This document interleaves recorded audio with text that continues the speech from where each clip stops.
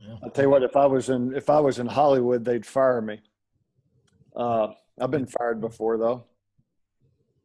Well, you know what they say. There's only two types of coaches, those that have been fired and those that are going to be fired. Yep, that's it. And I'll tell you what, I've been both. So been hired, been fired, and it'll happen again. Just hope it doesn't happen here on Surface Air System because we own this thing. Man, I can't wait to hear your topic, dude. It's as they say, it's provocative. That's And right. and I'm not talking in the the way, but hey, welcome everybody to Surface Air System. And again, I'm Rick and Coach Hargett. Hey, Coach, I'm goofing around right now, but check this out, man. So hoodie, you got yours there at Emmett High School, didn't you? Yep, they got them and they're selling them. Yeah. Hey, anybody wants to hit us on So Hoodie, these are cool for your kids. You can put their number on it. I may go with So Hoodie for the rest of the this is a gratuitous plug, but who cares, right? Look like Darth Vader. You're like, Was Sean Connery ever in Star Wars? he is now. That's So Hoodie. These guys are really cool. And this is the dry fit form. Hey, listen, let's get into this thought about Baker Mayfield, RPO, and is he ready for the NFL and all that stuff, man? Well, what kind of inspired me to hit this topic today is everybody's kind of on this kick and everybody's weighing in on is Baker Mayfield the number one pick? Should he have been the number one pick? Why was he the number one pick and all this other stuff? And I guess the first thing to say is the man just got paid a lot of money, so it really is irrelevant what all the rest of us think. He's a very wealthy man today, and the Browns thought he was number one, so it's all kind of a moot issue.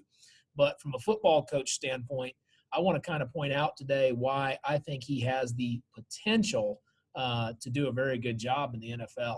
And I think that you have to be very careful with that. People can all prognosticate what they think the number one overall pick will be. And one thing's for sure, half of us will be right and half of us will be wrong because everybody who has an opinion either says he's going to be great or he's going to be bad. But there's certainly going to be an opinion one way or the other on that. So without further ado, let's go ahead and switch over the screen there. Let's go ahead and hop on and take a look at something that he did. So what we're looking at here is we're looking at a trips left Buccaneer set. And in this set, what the Sooners did was they ran inside zone to the right. All right. And they went ahead and zoned all this stuff up, and they ran an out route over here with the number one receiver. Okay, after they ran that out route with the number one receiver, they had a fade by number one, and they had a little snag or a hitch concept here by number two, and they kind of skated the wide receiver and then popped him. Okay, and so Mayfield's running zone. It's kind of hard to tell on film on this clip. We're going to show if it's inside or outside. I think it's outside. I would characterize it as outside zone. Ohio State is in a 5-man front with a 7-man box. And what I think is really cool here, and this is my point about Baker Mayfield, and this is my point overall about RPO quarterbacks, how many things did Baker Mayfield have to identify? Well, there's pre-snap 1, could he throw it? There's a pre-snap 2, could he throw it? There's a pre-snap 3, could he throw it? Okay, he had to make all 3 of those decisions. Then he had to make a decision on the 4th one about whether to hand the ball. And finally, he had to read that left mic right there and make a 5th decision about whether to throw the pop pass, okay? And you'll see on film the L2 just kind of skates in there and squats and sits, and the left mic is coming down to be the hammer. He's going to go ahead and play over the top and aggressively play the run. And when all that stuff happens, Mayfield's going to go ahead and disengage that ball and throw the pop pass right there for a big gain. So there's a lot of things right there that he had to identify. The first thing he had to do is he had to identify the coverage. He had to realize that coverage-wise out here, he had a man concept out here. They were kind of bracket switching that thing, reading it out. The L1 is coming down hard on that hitch route, so he couldn't take it. He had press over here, so he couldn't take it. He was able to erase all those things out and then bring the read back into the box. And so you've got a quarterback that was able to process out 5 things independently there before he was able to make a decision where to go with the ball. So I'm going to go ahead and stop the share on the screen right there, Rick. Let you take it over and let you switch to that Ohio State film, that clip right there, so we can take a look at that and talk over that real quick. Before we get to the clip, and I can't wait, You are a high school football coach. You took over a program last year as offensive coordinator, and that's the first time your kid had ever run. We're talking about high school kids. And I know you just talked about Baker Mayfield, but you experienced it last year with your high school quarterback that never run an RPO, and now you're going to Emmett in Idaho, and you're going to do the same thing. Are you asking your kids to execute this play? Yeah, what we just drew up right there is a very base RPO. The way we lock it and unlock it and what the two-man concept is going to be on the outside, those things are going to be different. There's going to be a lot of different permutations, but we're going to have a 17-year-old kid who was in the eye a year ago this time is going to be running that stuff right there and making all those different types of decisions in about 2 months. He's going to be making all those decisions. And that's kind of back to my point is I think that the RPO game can be taught very easily. And I think it looks very complicated, but if you teach your quarterback and you're a good teacher, he can process all those things out and be very good at executing that. And I'll make a further point on that here in just a minute once you get to the film. Okay.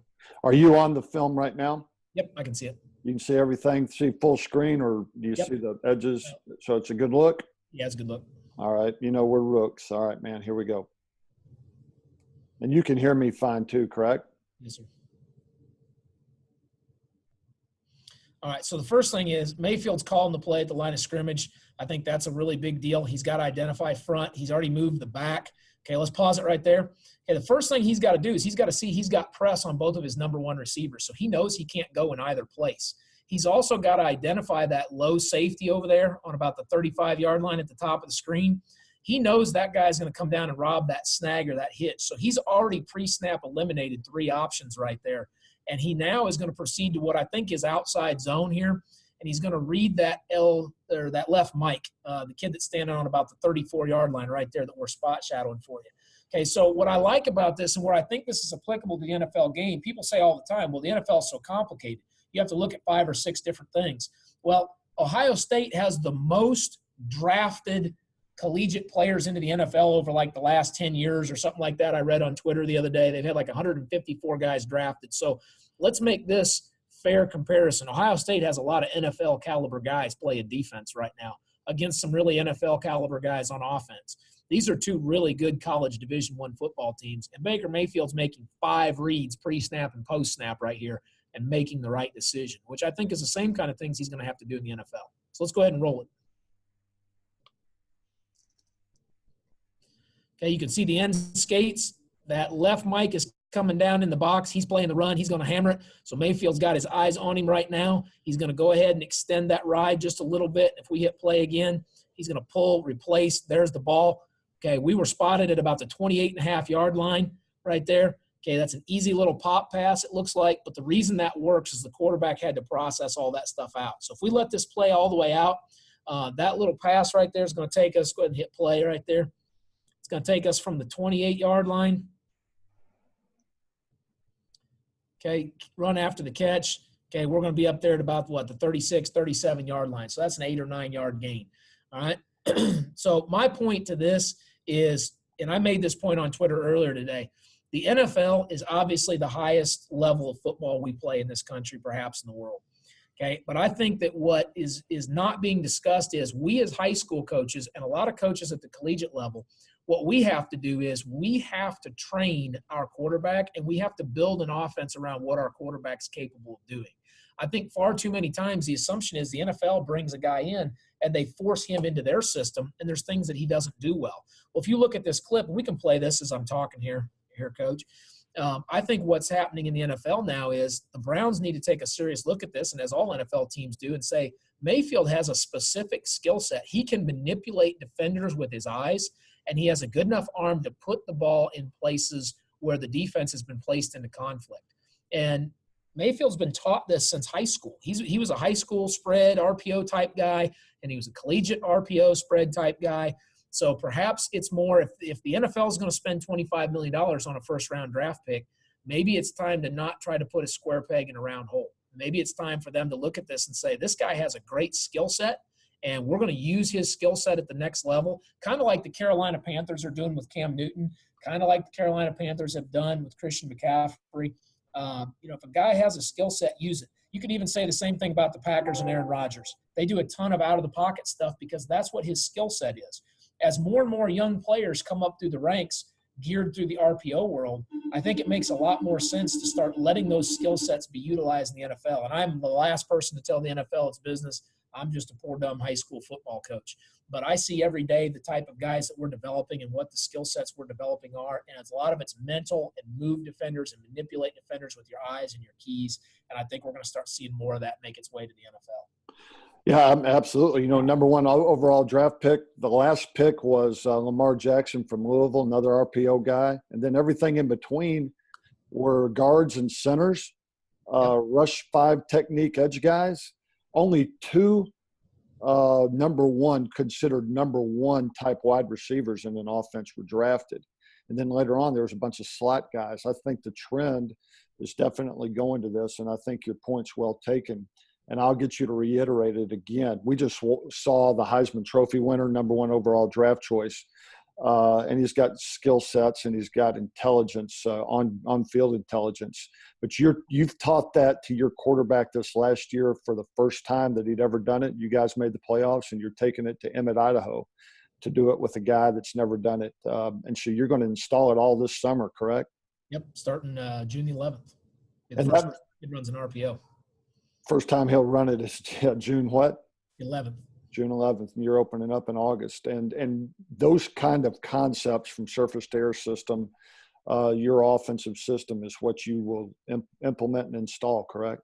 Yep, exactly. And honestly, when you look at Oklahoma there, it's different terminology, but in essence, everything you saw Oklahoma doing is something you do. I mean, it's very, very similar stuff. So the collegiate and the high school game are beginning to meld together, and I think it's going to be a long process, but I think the NFL's next. Look at the Eagles, look at the Panthers, maybe now look at the Browns, and I think you're going to start to see more and more of that. Absolutely. Hey, remember our brothers at So Hoodie, man. Hit us up, and if you got any questions about Coach Hargett, at S2A System on Twitter, and your Twitter handle, Coach, so people, and we're even doing a deal where people can call you if they got an offensive concern or a thought and get you on the phone. What's your Twitter handle, and we'll sign off. It's at Coach Hargett, HARGITT, at Coach Hargett. You got it, man. Hey, you're a good man. Appreciate the learning. Thanks. Thank you, dude. Have a good one. Bye.